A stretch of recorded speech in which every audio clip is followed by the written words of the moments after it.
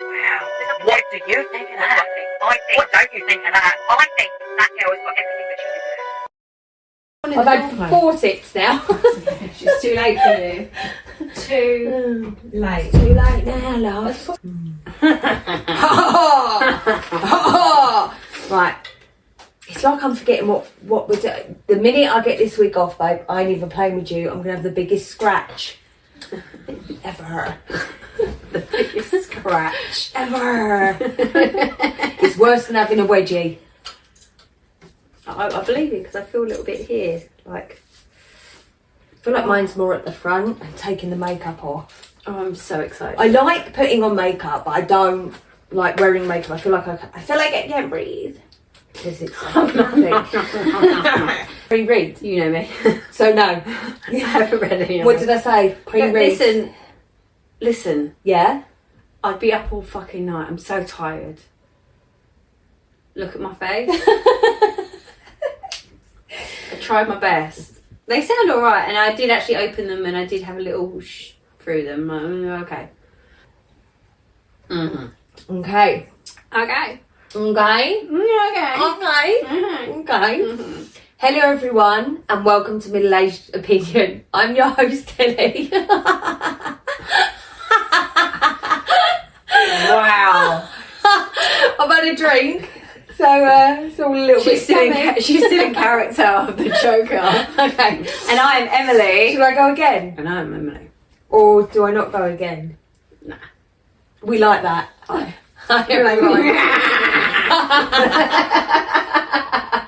Still in character. Yeah. This is our finale Oh yeah. of our Halloween month. We have dressed for the occasion. If you can't tell, I'm a nun and she's a joker.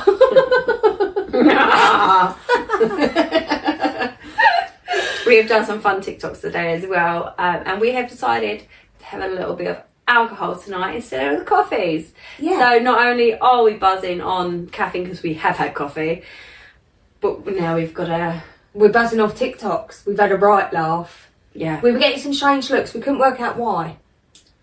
Honestly, don't know. I feel mean, like playing in the blended kids in. park. What was wrong with that? I feel like we blended in. You did. So, yeah. We hope you enjoyed tonight's episode. Tomorrow, when this airs, tomorrow will be Halloween. And we hope we've chosen some good stories for tonight. I'm really itchy. Feel like I'm being attacked under my wig. But it's fine. It's fine. It's all good. It's okay. Right. Shall I start? Yes. Yes, you should. Okay. So, shall I start with the really, really long one? My favourite one. Start with your favourite. Let's Yeah. start big. I'm just showing you. Yeah, I see you start big. Okay. Good thing I've So- got a full mug of stuff. Now, I don't know if it was a good idea having a drink or not, but I'm going to try my best. I really enjoyed the story, so let's see if you do. And if I don't make it through, I'm really sorry about that. Okay. She'll make it through. Yeah. Right. My grandma used to tell me scary stories when I was little. There's one that I never forgot. Okay. Okay. I was 10 years old when Grandma came to live with us. It was about 6 months after Granddad passed away, and I guess looking back, she must have been lonely in the big house on her own, rattling around with only grief and memories for company. So despite a few protests from my mum, my parents took her in. There were no protests from me, none at all. Grandma was loud, fun, and I loved her. She had almost limitless boiled sweets, and she'd always slip me a couple whenever she saw me. She was always the first to stick up for me when I got into trouble too. But it was her stories that I'd loved the best. Grandma had all kinds of stories about growing up in World War II, and stories about the things she used to get up to with her friends on the south coast. After her family had been evacuated, sad story, funny stories, and adventure stories. But it was her scary stories that were my favourite. Grandma had lots of scary stories. She told me she dabbled in the occult when she was a teenager, trying out Ouija boards with her friends, tarot cards, fortune telling, and all that stuff.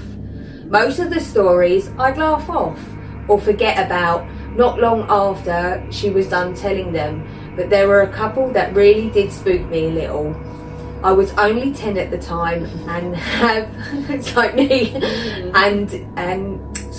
I was only 10 at the time. Oh my god, here we go. No, you're good. Yeah, okay, I'm good. At the time, you have to understand, Grandma certainly knew how to bring the stories to life.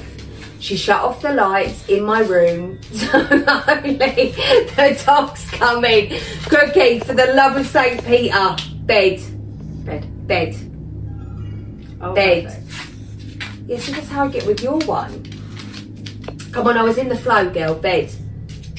Right. She shut off the lights in my room so only the glow of the night sky shone through the curtains, and she'd shuffle in real close enough so I could see her wrinkles on her face. That was me. And smell her boiled sweets on her breath. Close enough so her deep blue eyes could stare straight into mine. She must have given me nightmares with a few of those tales, but just now just a bit. But now, years later, there's only one that I can still remember. Only one that has stuck with me. The story about the shower and Mr. Longfingers. Nope. I don't like that. I'm already freaked. Right, buckle in, people, here we go. Yeah. Grandma told me about Mr. Longfingers one night after I asked her about her baths. The next boyfriend. I mean, that did come to my mind. First of all, Mr. Longfingers. Shower.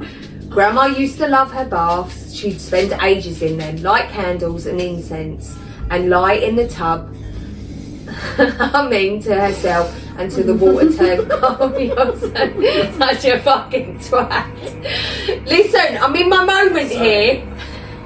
Stop thinking about being fingered. Strumming. That's what I heard you say. I did strumming herself. Like, it's a kid's story. Each to their own. She wants to strum herself. That's up to her. The grandson's You better mind your business. The grandson's telling the story. You literally just reminded me of Helen then. Not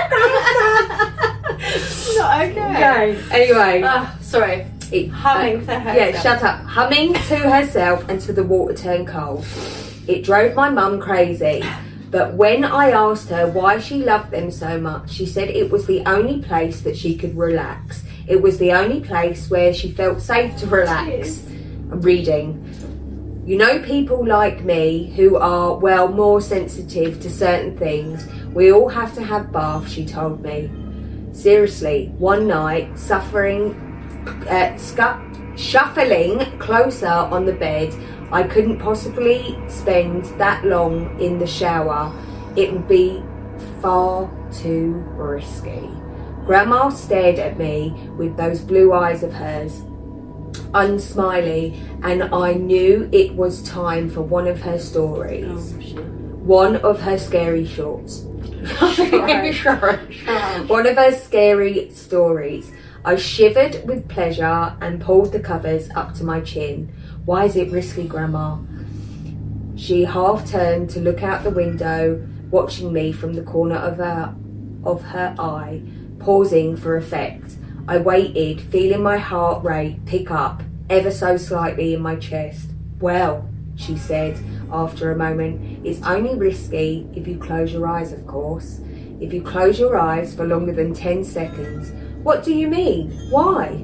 Well, do you ever play the game in the playground with your friends? The one where someone turns their back and the others sneak up on them when they're not looking. I nodded and Grandma nodded back. Exactly. So that's what it's like in the shower. When you have your eyes closed, that's what it's like with Mr. Longfingers. A cold itch tickled my back. Who's Mr. Longfingers, Grandma? I can't take that name seriously. She let out a deep breath as if she wished she hadn't said anything, turned her back to face mine. When she next spoke, she lowered her voice. "No one really knows exactly," Grandma whispered. Some think it's a creature that is attracted to the heat and the smell we give off in there. Others think it's a demon that finds its way into the realm through the days of the steam clouds. No one really knows for sure, because the only one who has actually seen Mr. Longfingers aren't even going to be able to tell you. I pulled in a breath. Why not? Grandma shuffled closer along the bed and leaned towards me, leaving my questions hanging in the air. "Don't worry about it, sweetheart. Don't worry your pretty head. As long as you remember the rules, you'll be fine." "What rules?" "Well, when you're in the shower, you try not to close your eyes for longer than 5 seconds. But 5 seconds is fine, and 10 is just about okay. But any longer than that..." Yeah, then what?"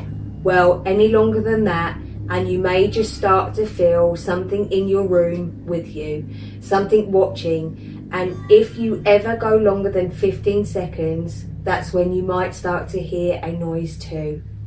"What noise? What noise, Grandma?" "The soft tap, tap, tap of his fingers on the glass. Fingers drumming against the glass door of the shower. If you do ever hear that noise, God forbid, will you make me a promise?" "What, Grandma, what?" "Promise me you will never open your eyes." I barely slept that night, hardly at all. I closed my eyes and tried to relax, but every time I did, I'd imagine a face pressed against my bathroom window staring at me. And when I did finally get to sleep, I had nightmares, bad ones. I had them all week, in fact, dreams, and I couldn't close my eyes in the dark.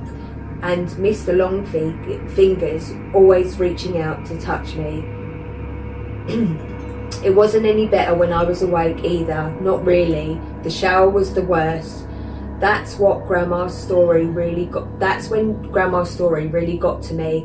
I never thought about it before, but suddenly I had trouble shutting my eyes in there. I'd be standing there beneath the water, shampoo running down my face, and as soon as I squinted my eyes, my eyelids closed, I could hear Grandma's words running through my head. 5 seconds is fine, 10 is just about okay, but any longer and then...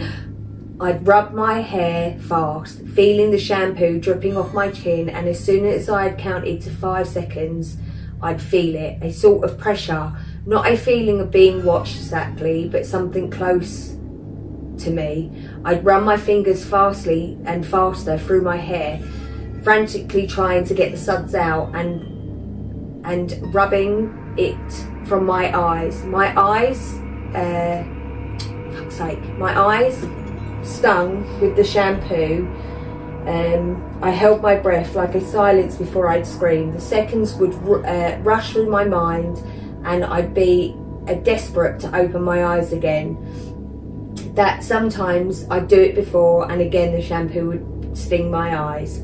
But before I shut them again, I'd always be sure to peer out through the stained glass door of the shower cubicle, just to make sure that I was still alone. It wasn't long before my mum realised something was up.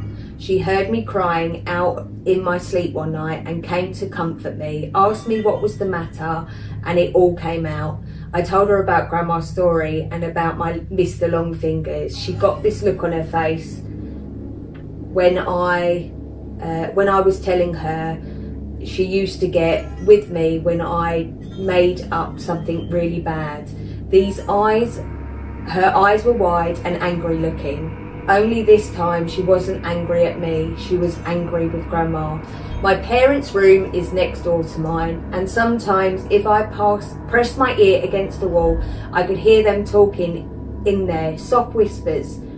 That night, though, after Mum was satisfied I wasn't scared anymore and she had gone back to her room, the whispers weren't soft at all. Oh no, I heard my mum hissing to my dad about Grandma. After the story she had told me, Mum's voice floated through the wall, sharp and crisp. "You know what your fucking mother said to him now, don't you, Simon?" Dad's response was a mutter. She's told him there's a monster that will get him if he shuts his eyes in the shower. A monster. The poor kid has been having nightmares all week. Seriously, Simon, you better say something to her tomorrow first thing, or I will. Grandma came to visit me in my room the following night. This time, as she perched at the end of my bed, there were no stories, nothing at all. Grandma just sat there and stared down at me, her blue eyes wide and sad. The light from the moon outside my window lit up her wrinkly face. I know. You know I'd never let anything bad happen to you, don't you? She said to me. I nodded my head. I know, Grandma. You know I wouldn't let you come to any harm. I nodded again. Okay, good. That's good. So look away from me for a moment out the window. You know the things I tell you in the evening are meant to help you, sweetheart. They're meant to toughen you up a bit, protect you. She paused and shook her head. But maybe your mum's right. Maybe I went too far this time. She looked down at me and smiled. But even though I was only 10 years old, I could tell it didn't quite reach her eyes. I'll tell you what, Grandma said. You know what I told you about Mr. Longfingers and the shower? Well, I'm going to make sure you're safe. I'll scare the bastard off. How about that? It won't come back in a hurry if it has to face me. I stared up at Grandma, watched her face glow in the moonlight, watching her smile down at me. I nodded my head once. I was the one that found her. I don't know exactly what happened, but I guess it was about a week after we had that talk in my room. A week after she told me she wouldn't let me come to any harm. I woke up early in the morning from a bad dream to a heavy thumping sound. I sat bolt upright in my bed. My room was quiet around me and I couldn't hear anything from the wall that adjoined my parents' room. But the house wasn't entirely silent. Floating down the hall, muffled by my closed door, I could hear the sound of rushing water, the noise of the shower. I leapt out of bed and ran down the upstairs hallway, heart pounding in my chest. As soon as I reached the closed bathroom door, I started banging. A deep terror was welling up inside me like cold water from a well. Something I couldn't face, and I kept banging and shouting Grandma over and over again. Even though she didn't respond, off to my right I was dimly aware of the voices from my parents' room, the sleepy shuffles of footsteps, but before they had a chance to make it out onto the landing, I lifted my hand to test the door handle, more out of instinct than because I thought it might actually open, but the door wasn't locked. I kept banging with my free hand and swung the door open, bringing me face to face with a wall of steam. Heat struck my skin. I could squint my eyes through the fog and peered into the bathroom.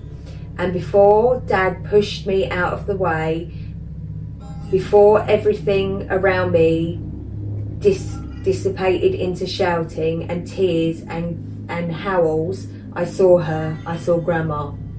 She was lying naked on the floor in the shower cubicle.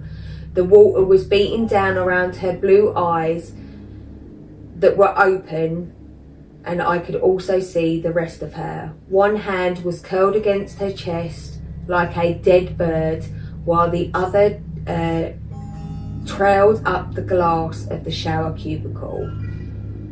The falling finger marks she caved through the steam were still clearly fresh. It was a heart attack that killed her. That's what Dad told me. He said Grandma was old and the thing that struck her quickly and suddenly. She would have died fast without pain, Dad said. She wouldn't have suffered. I know better. Even though I was 10 years old, I knew better. And years later, writing this as an adult, I still know. I also know my wife and kids resent me for refusing to have a shower in my house. For instance, everyone takes a bath. They pretend it's okay and humour me, but I can tell them that they don't really understand it, not at all. My wife thinks she does. She thinks that I still carry a trauma of seeing my grandma dying in front of me when I was little. She's right in a way, but she doesn't know the truth. Nobody knows, and no one would ever believe me if I told them. No one would believe me if I had said the reason I don't take showers, the reason I haven't had one since I was 10 years old, isn't because I'm scared of the sight of a dead body. It's because all those years ago, when I crept back in the still bathroom after the paramedics had taken Grandma's body downstairs, I made sure to check the marks her finger had carved through the steam on the glass shower cubicle, and those marks weren't just on the inside. The end. The end. Why did you ruin it? I'm sorry. Did you like it? That was a really good story. I loved it. I don't know if it's a story or real. Well, as a story, it was fantastic. That's what I felt when I read it. I was actually in the bath when I read that. Like that, opening the window. Yeah, I have shower. Fuck. Yeah, that was really good. It was so good that, the first part, when I read the first part, was like, fingered, ha, like a 2-year-old, because that's what it reminded me. Mr. Fingers, Mr. Kit Kat. If it was a real thing, then I'm never having a shower again. it makes me nervous because I have a shower. I don't think it is. But the I forgot what I was going to say now. I forgot a bit like, whoa. Yeah, no. I don't like the idea of someone called Mr. Fingers in my shower. Fingering you. Just being in there for stop. Me neither. Like, it's a no. I feel like there's not enough room for two.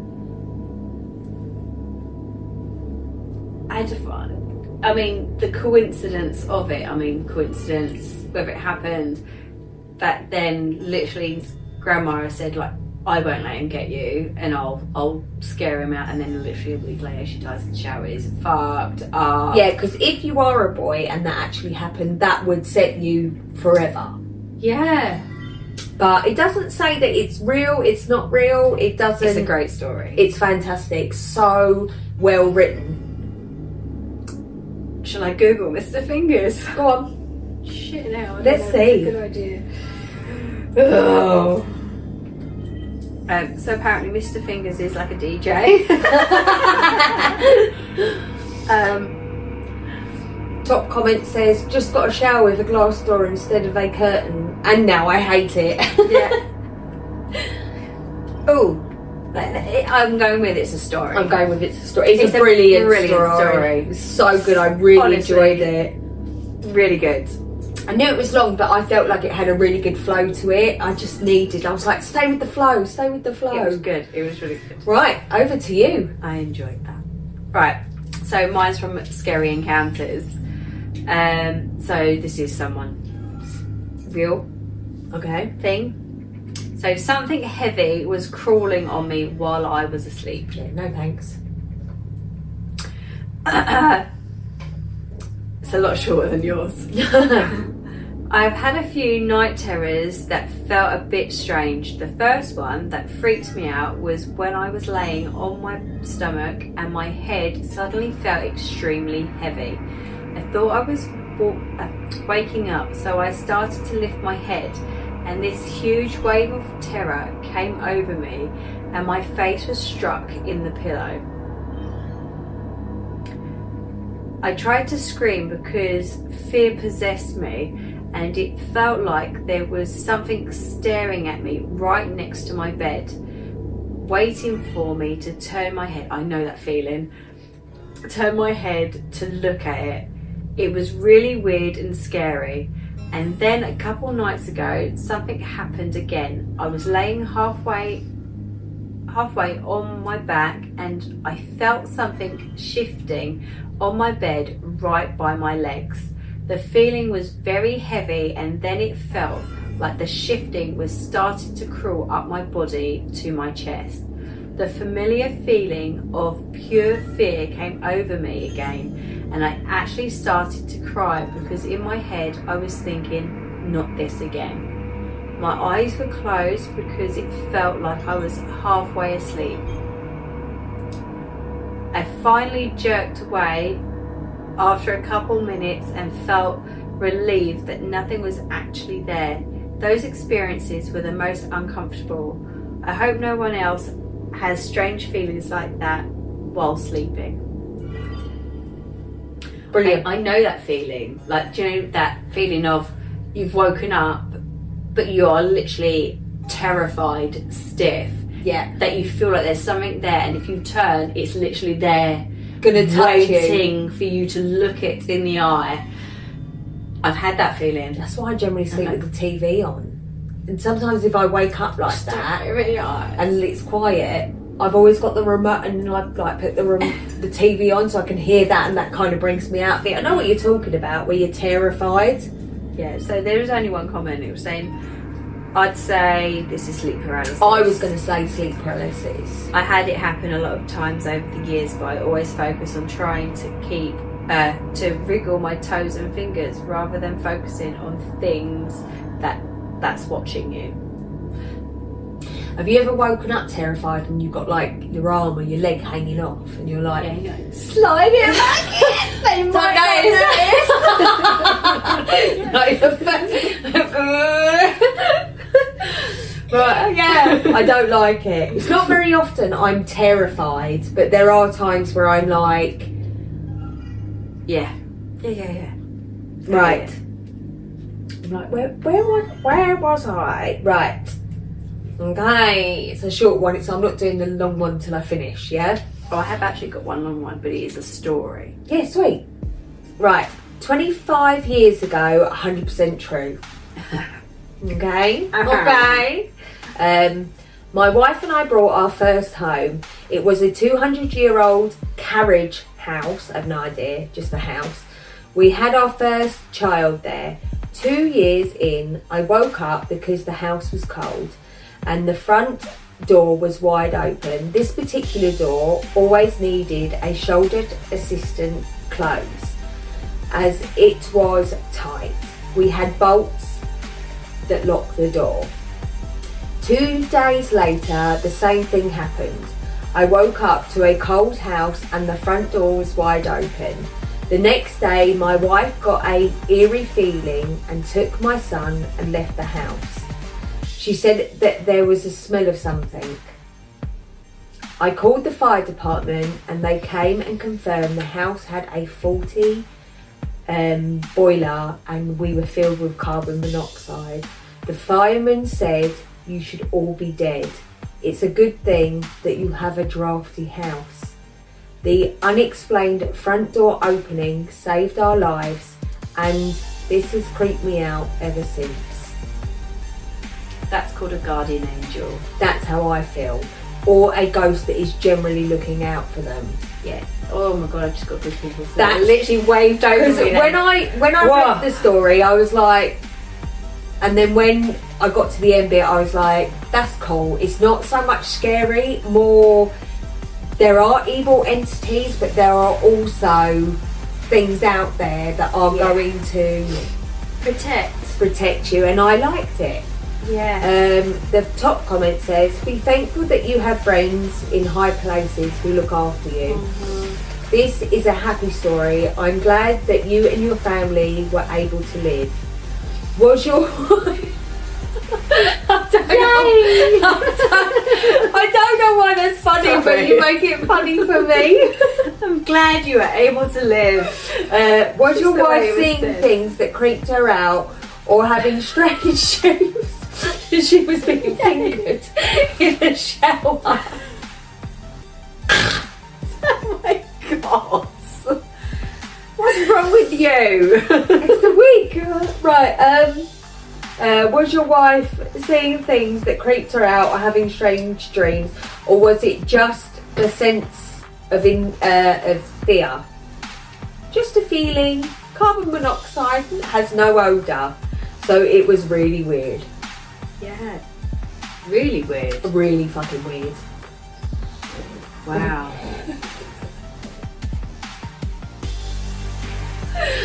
Oh my god, save yourself. Save yourself. Yeah, no, I feel like there was definitely a guardian angel. I do, I feel like it was a guardian angel. Absolutely. Or, I mean, God interfered in that, it intervened. Final destination, mate. No, then death would be coming. It'll be coming. Then. Yeah. It's coming. Then But it's have a something vision. safe there. Yeah, very cool. No, but she did smell something, but yet there was nothing to smell. I know, it's cool. Over to you, babe. Right. What did I hear that night? This is on Supernatural Encounters. I want to start, But you don't. right. I want to start off with saying that I'm a really big believer in the supernatural, ghosts and such. I had a dream that night, although it was more like a nightmare. I was looking out my window. In the bottom right corner, a man was staring at me. I feel like I've had something similar to this, like reading. Anyway, I freaked out, but didn't want to show him I was scared. I tend to have control over my dreams. All I remember him saying was, "Let me in," before I woke up in a cold sweat. As I was gaining my composure and falling asleep again, I suddenly heard the doorbell go off. It was somewhere around 2 a.m. No thanks. I slowly climbed out of my bed, doubting on whether I had actually heard it or not, and glanced out my window, horrified I would actually see the same man. To my satisfaction, I didn't see anything. I walked out of my room and towards the front door, picking up the bat that sat next to it and held it tightly. Looking out the peephole and not seeing anything, I put the bat down and walked away. As I entered the hallway leading to my room, the doorbell rang yet again. I was frozen in fear, but I went through the same routine. Nobody there. But I went through and made sure every door and window was locked before I went to sleep. When I woke up in the morning and brought it up to my family, nobody had heard the doorbell go off, not even my older brother who slept in the room right next to the front door. What was that? Brilliant. It's like the things that I've seen, like you've seen. It's scary, isn't it? I don't like shit like that. I don't if like my it either. doorbell was going off, but then I told you about that phone call I got as well, right? That they could see me. Do you remember? Did I tell you? No. Did I tell you? Did I tell you? No. So, and Helen got one literally minutes after as well. You didn't say they could see you. No, they were like, the way they were talking, Yes. knew I was in my house. That's right, you did tell me. And I was on the sofa, and then the dog got up on the sofa, and they said, "Oh, is that your dog?" But they kept saying my name over and over to you, like, "Oh, hi, Emily." But Emily, that's Emily." impossible. No, because you can't see. That's why it's impossible. Yeah. But when I told Helen about it, I told her that it was at like, I think it was 11:07. And she was out that night, so she didn't answer her phone. But she said she saw the phone ringing, but she didn't answer. But hers was at 11:09. I mean, From a no caller ID. it would have freaked me out. Massively freaked me out. Honestly. But my phone was dead, didn't it? So it turned off, so I didn't even get to sort of row with them. Row with them. No, you can't. No, you fucking can't. Who are you This talking is what to? you're Who is wearing. Get in the shower. Blah, blah, blah. this? But my phone went dead. I mean, Yeah, no, shit like that. It was funny because I listened to the podcast we've just done, as I always do when we upload, and I've all week I've been thinking about the black-eyed people, the black-eyed children. So that is something similar, isn't it? To me it is, yeah. And I can't, for some reason, I've just been thinking about it, and that's what you want us to watch tonight, isn't it? there isn't a film. Some like Children of the Corn shit. That's a good film. There are so I've many. never watched it. I've started watching Supernatural. Have you ever watched that? Nope. It's not even that it's scary, because obviously I want to say it's like a up-to-date version of like Buffy the Vampire Slayer, but there's some really fucked up shit on that as well. But yeah, anything horror and I'm like into it. Right. Oh, go on. No, it's alright. Okay. Right. Babysitter. Oh. It was a Tuesday afternoon. I got a text that said, "Hey, my name is Jessica and my daughter's name is Rose. Please come to blah blah blah and babysit my daughter for an hour and you'll get 50 quid. I decided I'd go. I drove over to the house." Well, hang on. Not even who is this? How did you get my number? I told you it is. It's Jessica. It's Jessica. Yeah, but how did you get my number? How did you... She doesn't care.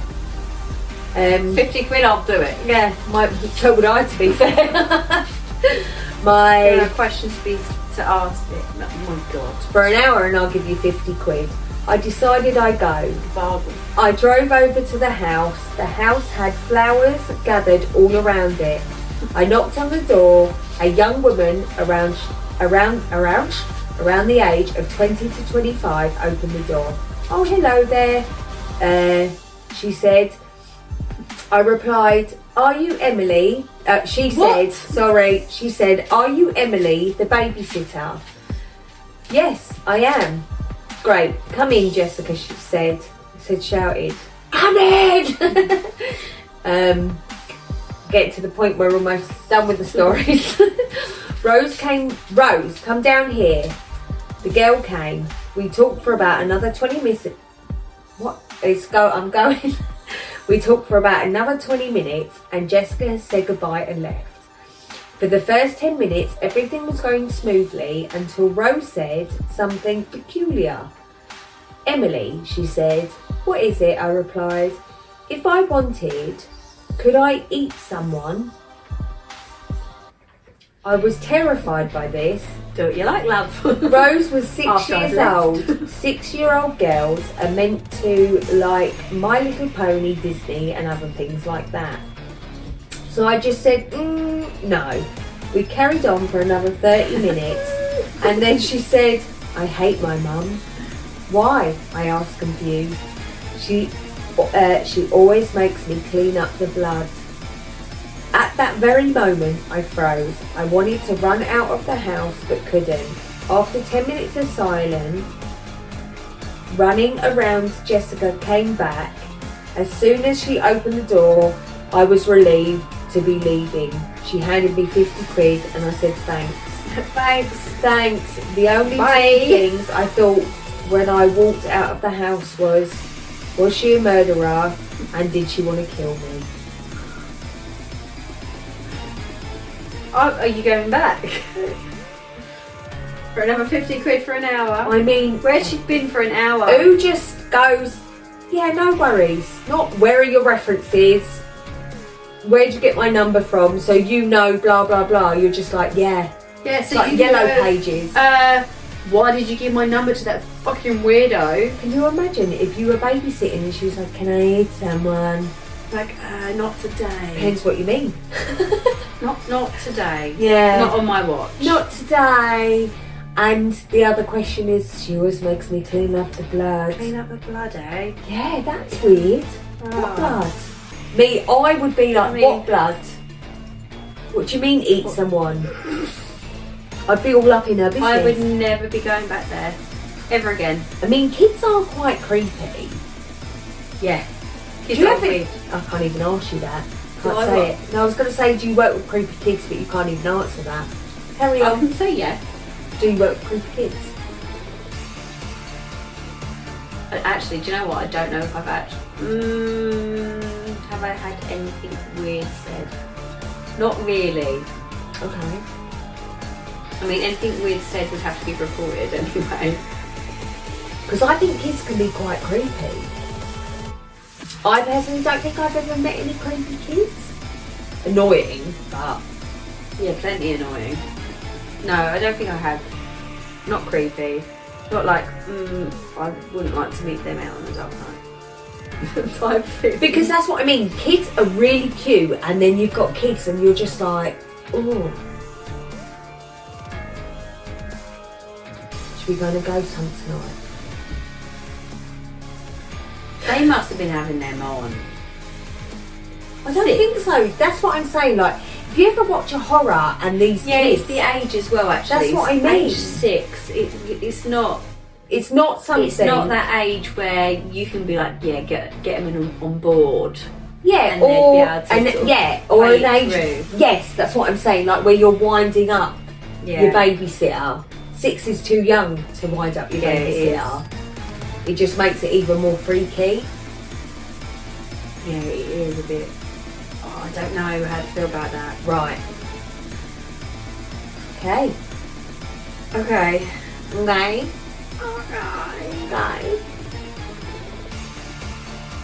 Over to you, babe. I'm still freaking about freaky kids. Kids are terrifying when they're freaky. You wouldn't automatically... I'm not being funny, I just don't understand why she asked no questions. She just saw like 50 quid and like, yeah, okay, see you in an hour. Did she say how old she was? I can't remember. I don't feel like she did. She didn't. The mum was about 20 to 25. That's the only age she gave. I wouldn't go back, I can assure you. No. Yeah, It's it'd just be like no from me. But I don't think I'd go in the first place. Like, I mean, the 50 quid probably would sway me a little bit. Right, yeah. Okay. No. Odd. Right, supernatural encounters. Okay. I don't know what this was. Did I just read this one? No, I didn't. See where we're at? Every now and then I'm like drifting off.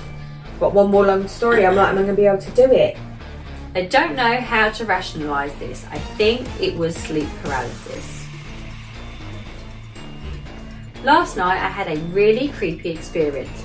I was dreaming about something normal and then all of a sudden it switched to something demonic and weird, trying to jab my ribs with its fingers. I felt the pain and woke up and it was still there, the presence. It was dark, I could barely see, but I could still feel it and the fingers. It was some kind of shadow entity when I was awake, but in my dream I saw its face. I managed to turn around, but I felt extreme fear and could still feel something behind me. I went under the blanket and tried to go back to sleep. I felt fully awake, but then it happened again and I could still feel it there, but it drained me of all my energy, so I ended up sleeping more than I had planned. Weird. Also, the face in my dream was distorted, genderless, black and grey and slightly humanoid, but it felt too old to be a ghost. When I woke up, it was just a shadow creature by my bed. My mother thinks it's a jinn. She's Muslim. I am not Muslim and don't believe in the supernatural, but this was a really jarring experience. J-I-N or G? J-I-N-N. I feel like We have, I remember. looked at a jinn before. Could you imagine? It is, it's a demonic... Actually feeling it jab you. It's Islamic, supernatural beings of Islam. The whatever, it's like, it's demonic. Yeah, but, did she say she had marks? No, just, it happened while she was still awake. a second time, I was like, what's going on here? and just it drained her. That it actually made her go to sleep. Yeah, that's With no terrifying. So the very first. You talking to me? You talking Yeah. to them? So there is like a thing. So someone said, "Forced. I'm sorry you had to go through that."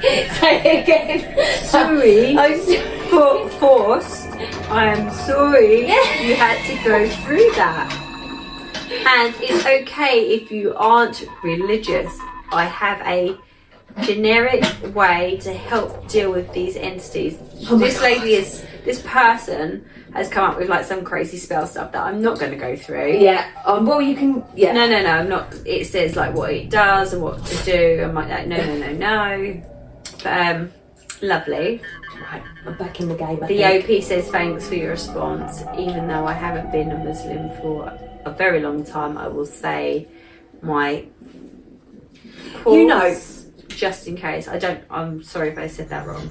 not to make it religious, but every religious belief and non-believers have like a specific demon that they first think of, don't they? Like I've noticed that when we do these paranormal stuff, it would be like us Christians will be like it's a demon, the devil, blah blah blah, and then you've got the Muslims that think this and Jinn. oh yeah. But you know, I think that about religion and demons anyway. Isn't it interesting that we all have our, what happens if it is all just the same thing, good and bad? All the same thing, good, All the same, but we all just yeah, call it we just different call it names. different things. And just have a different face for it. I think so. I think that that's everything in life, isn't it? There's a good and a bad, a positive and a negative in everything. Yeah. Everything. I think that goes So- along with people as well. You've got really positive people and you've got really negative people. Yeah. Both No. yin and yang, the north and the south. It's interesting. It's yeah. But I'm just thinking about it now, like there's so many different aspects. But yeah, we've read that before. Yeah, no. I believe that. I believe they did see something was there. Feel Same it, thing yeah, happened to and me. actually feel it as well, though. Yeah. The presence. But actually, it's touch them. Yeah, no. Yeah, that would. The paralysis thing, where you're so scared that you can't move. Yeah. That feeling. Giving I them full can control. relate to. Yeah. But actually feeling something touch me. Yeah, so yeah, that would terrify me. No. Fuck. Right, so I'm going to go for my long one because I feel like I've had too many sips and I don't know if I'm going to make it through, but I'm going to do my very best. This is another. Excuse me. It's the gin. Excuse me again. Right. I'll do my very best. Okay. Okay. The closet in the door room, 11:30. That's your stomach. You said you've eaten. You're toast with No, your that was like the bubbles. Oh, a burp. Right. It was the fall of 2016, my first semester at college and my first time living away from home.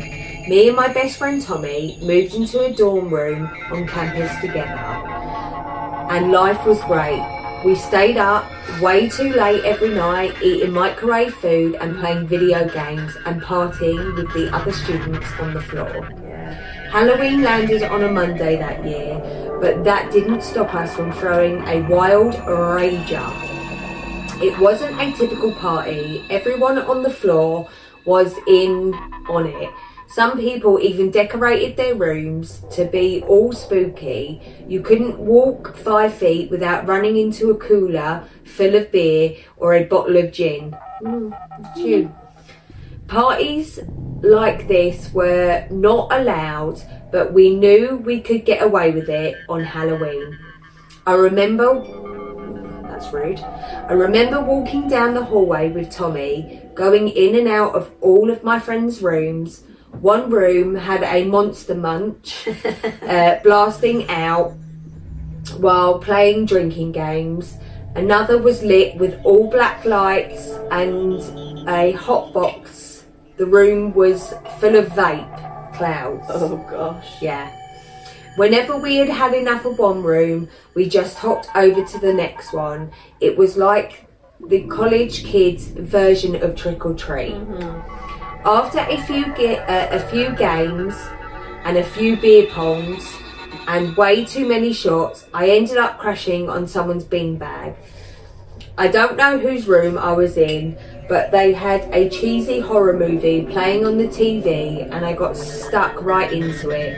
Eventually I snapped back into reality when someone started kicking the beanbag. There you are! It was Sydney, the girl I sat next to in photography.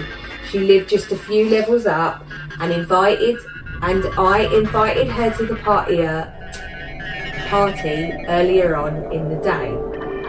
Though nothing had been said out loud yet, it was obvious that she had a thing for me, and to be honest, I liked her too. I'd never forgotten how she looked at me that night.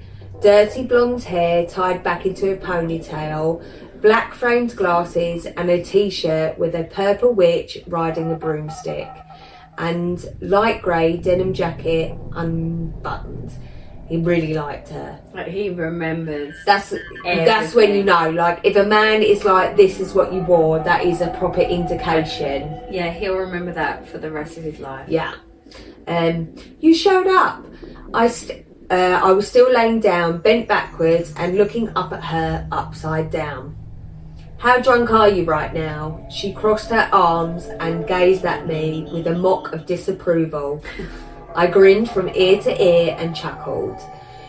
She helped me to my feet and I was hit with an intense wave of dizziness. After a few minutes of regaining control of my body, we joined back up with Tommy and everybody else for more games. No more drinking for me though. I was too far gone already.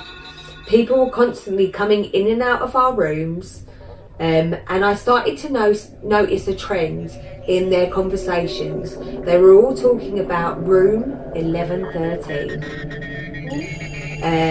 The dorm room 1113 belonged to a guy named Levi. He didn't have a roommate. It was just him in there, and I never found out why. He was a weird one, the kind of guy to randomly derail a conversation into something completely unrelated and something really dark. None of us were very close to him, but it wasn't like we hated him or anything. I will admit though, if I knew he was going to be somewhere, I would make it a point to avoid that place. Levi was hosting some sort of haunted house in his room that night. I just laughed and said, fuck that. When Sydney said, that's you. When Sydney said, we should go and check it out. She looked up at me. Hell to the no! No! She looked at me with a sad expression on her face. But I love haunted houses. That would be me to you, but I love it, Emily. And I'll be like, okay, let's go then. Is that what he's about to say? She said to him, you're not too scared, are you?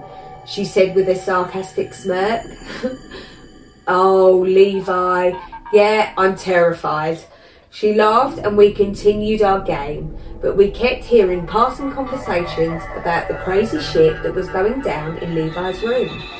I decided to ask Tommy if he knew anything about it. He told us Levi was charging $5 for a trip into his haunted closet. Shut up.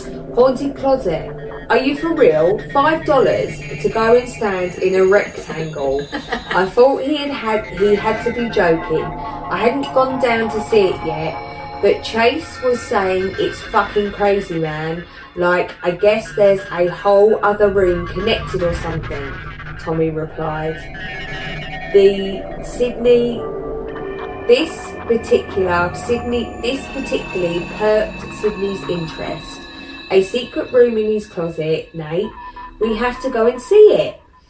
The closet is a room 1113. Was the last place on earth I wanted to be. But Sydney was so excited. How could I say no? I pulled out my wallet to make sure that I had a fiver. I did. 10? Because there's 2 of you going. You've got to pay for her too. I did. She lit up with joy. That was my way of saying shh. I lit up with joy and I rolled my eyes. Yeah. That would be me. Okay, let's go to this creepy closet. Tommy, if I'm not back in 20 minutes, you better call the police. He laughed and agreed. He walked down the hallway. We walked down the hallway and found a line of 5 people waiting outside the door and read 11:13. I asked them if they had been through yet, but none of them had. They all had stories from their friends. Each story was different and completely unbelievable. I just chalked it all up to I can't read that. There's no way Levi was pulling off a Hollywood level effect in his homemade haunted house. Sydney interlocked her fingers with mine and we listened and gave my head a squeeze. My heart gave my hand a squeeze. My heart leapt a bit.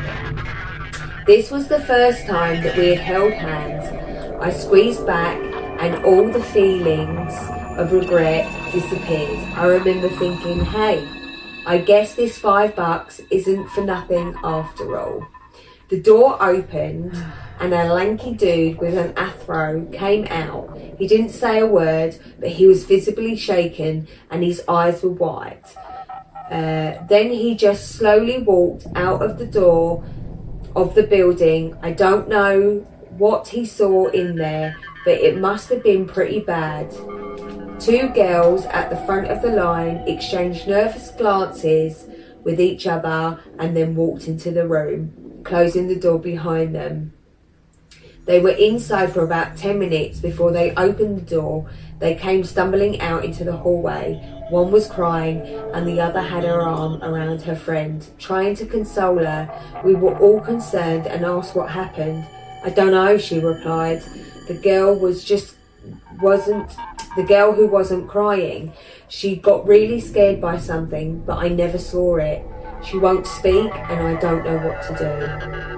The next 3 people in front of us went in, one at a time. The first was gone for 10 minutes too, but he came out fine. He actually laughed when he saw us. Pretty freaky shit in there, he chuckled and pointed his thumb back at the door behind him. Then it was Crate's turn, one of Tommy's many ex-girlfriends.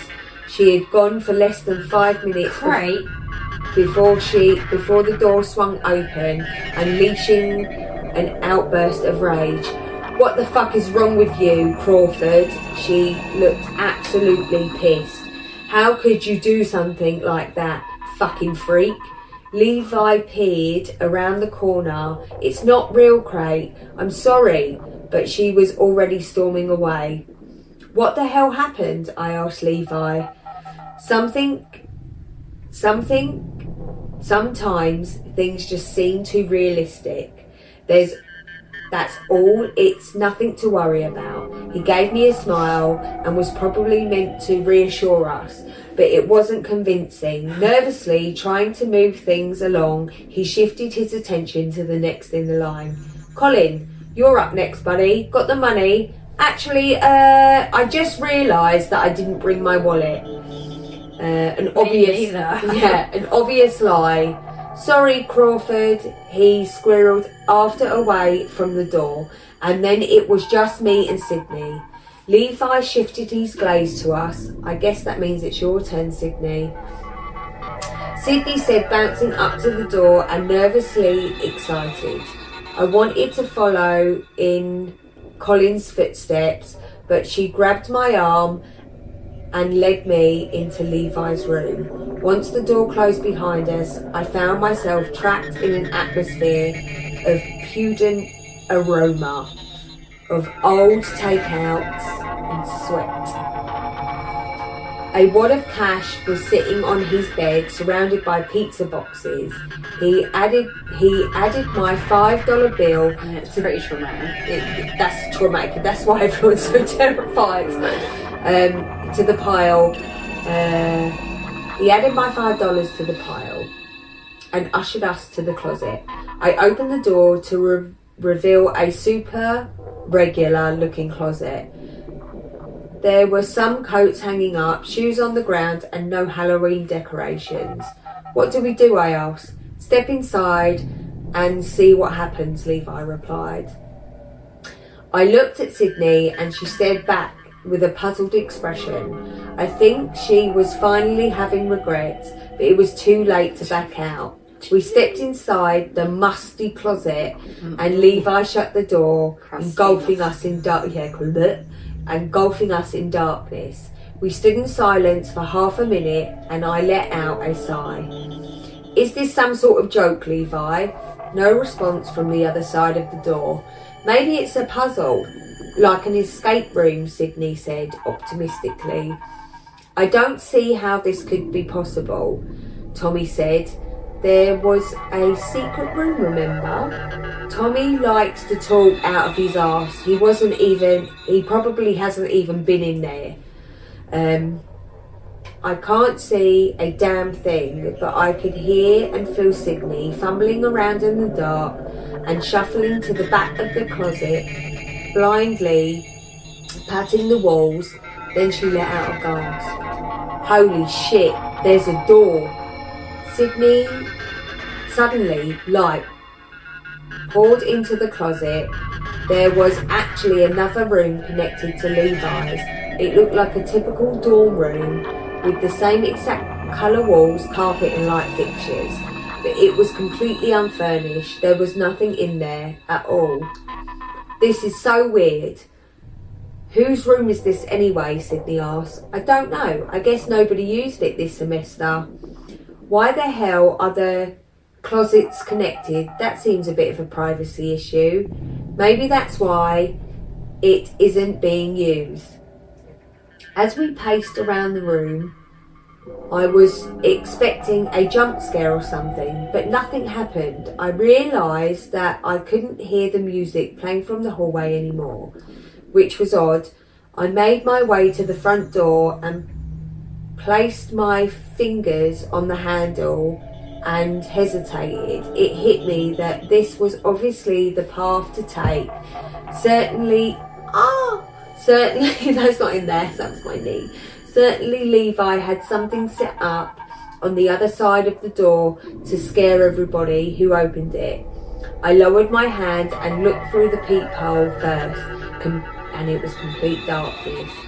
The bastard taped over the pee hole.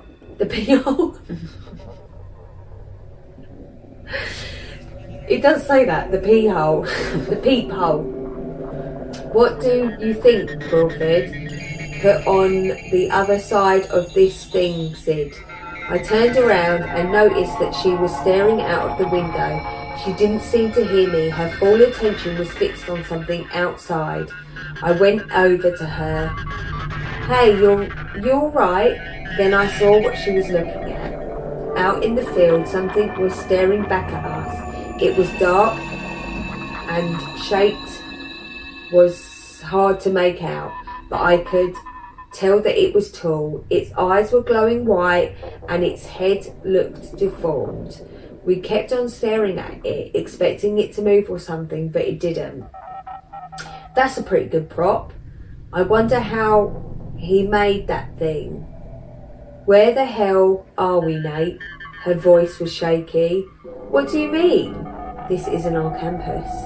My blood went cold. She was right. Why didn't I notice? The window should be facing the courtyard outside and the other building should be visible. All we could see was an open field. I think I'm too drunk, Sid. Let's go back. She nodded, but kept her eyes glued on the figure outside. I grabbed her hand this time and she jumped a little, but it broke her tense and she finally looked away and looked at me. Her eyes were filled with genuine fear and it was so quiet I could have sworn I could hear her heart racing, or maybe it was mine. We made our way back into the closet and began rumbling our way through Levi's things. My hand brushed up and down and smooth textured walls at the back of the closet, and my stomach dropped. Oh fuck! Oh fuck, fuck, fuck! I became frantic, feeling all over the wall that should have had a door. The handle was gone. I dropped to the floor, searching for a gap that should have been there, but my hand slid straight onto the carpet. What is it? She asked, but she already figured out before I said anything. We slammed our fists on the wall in desperation, but nothing helped. We yelled so loud that our ears hurt and nobody heard. After a while, we just stood there in silence. Sydney broke it when she began to cry. I wrapped my arms around her and pulled her close. Hey, it's going to be okay. It's just a trick, right? We can figure this out. Like an escape room, remember? I felt her hand shake up and down against my chest, and her shoulders became more relaxed. We came back into the empty room, and I glazed out of the window again. The figure was gone. Sydney noticed too. We looked at each other but didn't see anything. I began scanning the room for some sort of clue on what we should be doing, but couldn't find anything, not a single thing. I think we need to try the front door, she sounded. I gave her a slow nod, and I dreadily walked over to the door, having to open it even more now, but that is the only thing outside, and we must find out how to get out this room. I checked the peephole again, but it was still dark. I placed my hand around the doorknob and began to gently turn, quietly as possible. I felt the suitable clicks in my palm and slowly cracked the door open. I peeked through the sliver of space and gasped. I expected to see a hallway, but the door led straight to outside. I opened it more to get a better view, revealing an empty field, just like what we were seeing through the window. No lights, no buildings, no cars, nothing in sight, nothing at all, except a tall grass. Sydney pushed past me and stepped out of the door, frantically looking around. She stared, and I think she was having a panic attack. I tried to tell her to come back, but it was like she couldn't hear me. I started yelling, and still no acknowledgement. She was wandering out too far, and I was getting scared. Finally, I stepped out of the door, walked up to her, and placed my hand on her shoulder. She let out a high-pitched scream and spun around. When she looked at me, her eyes were wide and her face drained of all colour. Then she let out another ear-splitting scream, so loud my hands reflected back and spun to my ears to cover them. She shot off in a dead sprint, and I turned around expecting something to be behind me, but there wasn't. What was she scared of? When I turned back, she was already fading out of sight. I ran after her, screaming, Sid, come back please. I chased her for a few minutes, but it was too dark, I couldn't see anything. The only light source was coming from the dorm room door. That was still left wide open.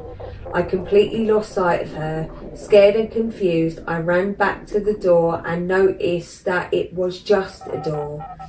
I could see into the room, but there was no building on the outside. It just stood there like a portal between worlds. I rushed in, fearing that it would suddenly close at the last second and trap me into the field. But it didn't. I stood in the empty room, trying to gather my thoughts. I hate myself for losing Sydney, but she had to come back, right? There was nowhere else that she could go. She had to come back. Then out of the corner of my eye, I saw something pressed up against the glass of the window on the other side of the room. When I turned my head, it scurried out of sight.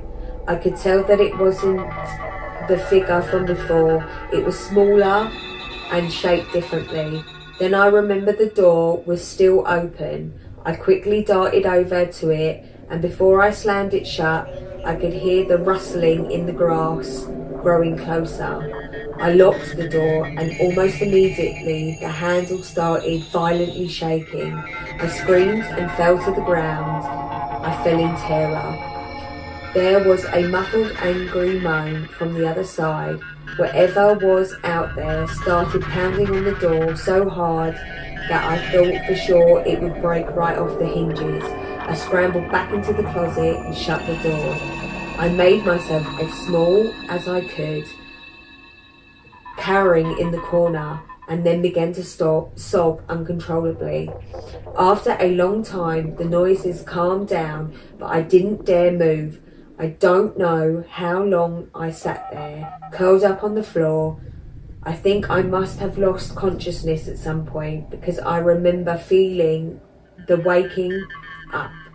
I was in the same position, but my muscles felt stiff, like I hadn't moved for several hours.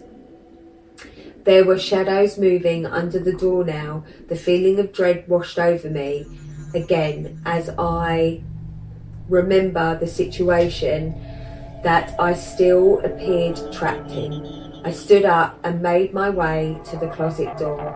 I pushed my ear up to the wood and jumped when I was met with 3 gentle knocks from the other side. "Who's there?" No reply. I don't know why, but I felt completely compelled to be polite and open the door, so I did. The thing on the other side was dressed in rags, its grey skin shivered, and its head was bald. It was like staring at a rotten fruit, but in human form. I stepped into the room, which looked like it had been abandoned for years now, the paint falling off and flickering. The ceiling was cracked and the windows were so dirty you couldn't see through it at all. The grey creature bowed its head to me like it was giving thanks, then entered the closet that I just exited. When the door closed, I noticed there were several more of them waiting in line. They were all wearing similar clothes, old stained clothes, poorly sewn together into cloaks. None of them looked at me. They all kept their heads down and seemed to shiver. I think they were in pain, the way that they clutched themselves. The small raspberry noises that came from them were all exhales. It reminded me of being sick with the flu. At first I was scared, but then I felt pity. Not knowing what to do, I went to the front door again and looked through the peephole. To my surprise, the hallway was on the other side. I ripped the door open to discover that the rest of the building was in the same condition as the dorm room. I stepped out and peered down both ways of the hall and then faced the room again. The grey wrinkly things weren't shivering anymore. They stood up straight and revealing their deceptively tall they were. Before they wouldn't even look at me anymore, not even in my direction.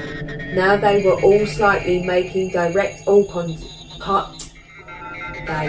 eye contact with me. It made me feel uneasy. I bowed my head slowly, like the first one did to me. And then I closed the door on them. I'm not sure if that was the right move, but they were creeping me out. They didn't seem to make any objections to me leaving, but either way, I sprinted to the front door entrance of the building and flung the door open, only to be met with more disappointment. It was morning now, and all I could see is in every direction was endless expansion of grassy fields. I stared at the emptiness for a while, calling out Sydney's name and hoping that maybe she would hear me. I knew that I wouldn't get a response though. I turned around and began to take in the complex of the situation that now filled me and the building. Now it looked like it had been rotting for decades. I decided to go back inside. Maybe those grey things could help me somehow. I don't know. I didn't want to face them again, especially after how they were looking at me when I left, but I don't know what else to do. Then I realised that I didn't really or actually know what the door that it was or where it led to. It was a connection to Levi's room, I guess, and that would make it 11:14. I started making my way back in the direction I came from. When I heard movement, I froze in place. It sounded like something was rummaging through something metallic. Slowly, I tiptoed to the corner and peeked around. The thing that was pressed up against the window last night was at the end of the hallway, attempting to get into the vending machine. I got a much better look at it this time, and I imagine will be forever burned into my brain. It had human skin and human limbs, but way too many of them. The way it crawled around was spider-like. Some of its arms were tiny and frail, while others were freakishly long and muscular. Its mouth and eyes were too big for its small, bald head, and the whole body was covered with dark bruises. I got the feeling that it wasn't always this way. Some sort of terrible thing happened to it. Something had gone wrong. I don't know, but it was horrible to look at. It didn't seem to notice me, so I slowly crept towards room 1114. I got all the way down the hallway and made it to the door without making a sound. I was a lot closer to the creature now, but it completely ignored me and carried on trying to get into the vending machine. Gently, I began to twist the doorknob, but it wouldn't turn. I tried harder and it still wouldn't budge. They locked me out, I whispered to myself. Big mistake. Those creatures heard me, even though I spoke so quietly. Its head jerked in my direction, and suddenly I was staring into deep black eyes. Neither of us moved for a second, but it lunged forward. A dozen bony limbs scrambled into action, and it crept towards me at an unreal speed. I sprinted down the opposite way of the hall, and it let out a deep, hateful moan as it pursued me. It was gaining on me, and I knew that I wouldn't be able to outrun it. I had to think of something fast. I don't think I could specifically fight it. So the only option was to hide. My own dorm room was coming up, and I made the split decision to try it. Thank God the door was unlocked. I slammed the door behind me at first as fast as I could and locked it. The creature was enraged and threw a tantrum just like it had done the night before. I sat on my bed, which was covered in a thick layer of dust, and waited for the freakish thing to leave. Eventually it did, and that's when I heard something new coming from my own closet, the sound of a radio and chatter. I got up and quickly went to the back. I cried tears of relief when I found another door. Without wasting a second, I opened it. I stepped through. 3 cops were staring at me like I was a ghost. I was back in Levi's room. the investigators were dumbfounded. They had already searched the closet and everything else in Levi's room, and here I was appearing out of it like fucking 6 hours later. They rechecked the closet after I returned, but the door at the end was gone. Me and Levi were brought to the police station for questioning. I told them everything, and it must have sounded batshit crazy, but I wasn't the only one.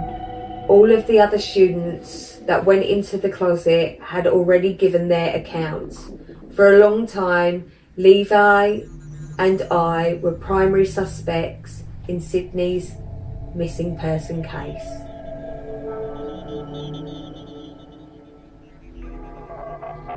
Did you love it? It was good. It's so good. So did we find Sydney? Sydney's got brother. Sydney Brad. There were points where I was like, my brain was like, because of the BR. But it was a great story. It was a good story. It was a great story. I'm going to get you I got onto a little this confused. At what part? Like, That could have been me. Yeah, I'm like, how did he end up back in his room to get through there to come back out into? Because he He was ran. mad. Exactly. The fact that somebody came up with that. Run. What a dickhead. Like, does she not watch horror films? And what was that thing with all the limbs? No, Was thank it you. another So the universe? all the missing people have joined together. But everybody's come out of the closet except Sydney. So maybe... But everyone's come out of the closet like 10 minutes within. Yeah, and he was gone for 6 hours. But maybe they ventured out the door and nobody else ventured out the door. Maybe. And the fact that he had to go through his own room in his own closet to come out of Levi's closet is very interesting. Or did... That was a burp for you all. Or did the others go straight to their rooms and straight out the closet? Do you see what I'm saying? Yeah. It is. That's why it's such a good story. It's a bit bizarre. I'll get you onto the I feel Reddit like I thing. need more information. There is no more information, but it is a different Reddit thread that I found, and it's called No Sleep. Great. And literally everyone that put and then someone said, I'm super interested in hearing how your how the investigation's going. Yeah. Yeah, There's not enough information. Well, I need more. there is no more. It's a good story though. It was a good story. Is it going into? There were It's some. going to be a book. There are so many good stories on there that I was like, wow, man, these people are just. I could never. Very creative. I could never. Or maybe I could. I mean, I could be a singer. You're very creative. See? Okay, you are finishing us off tonight. All right. How many have I done? Like, I feel like I've done like 4-ish. 3 or 4. Yeah. Yeah. Okay. Mine were 20 minutes long. Wake up!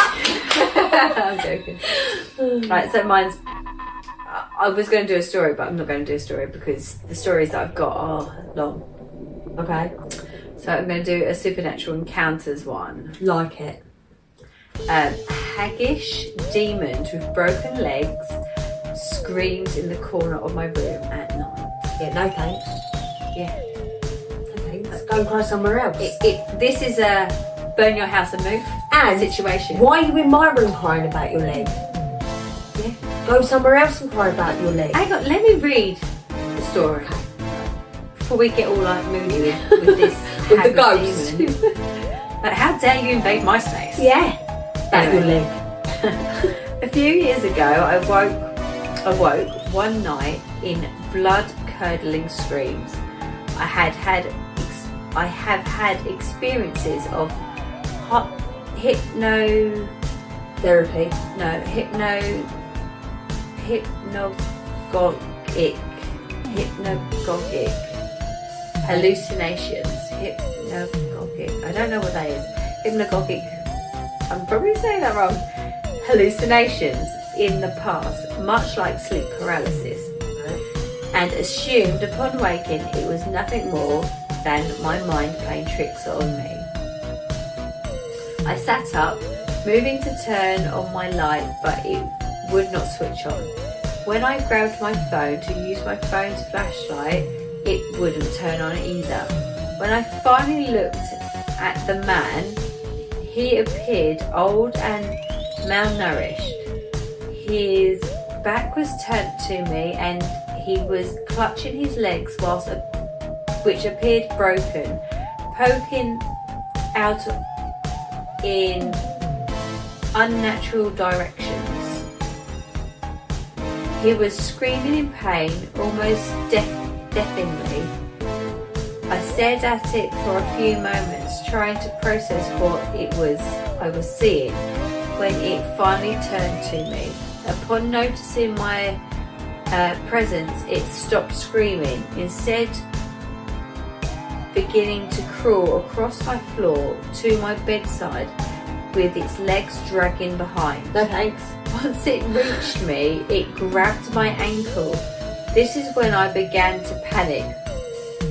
You panicked then? I would have panicked way before. Way before. Way before. Way before. Like 20 minutes before. Yeah!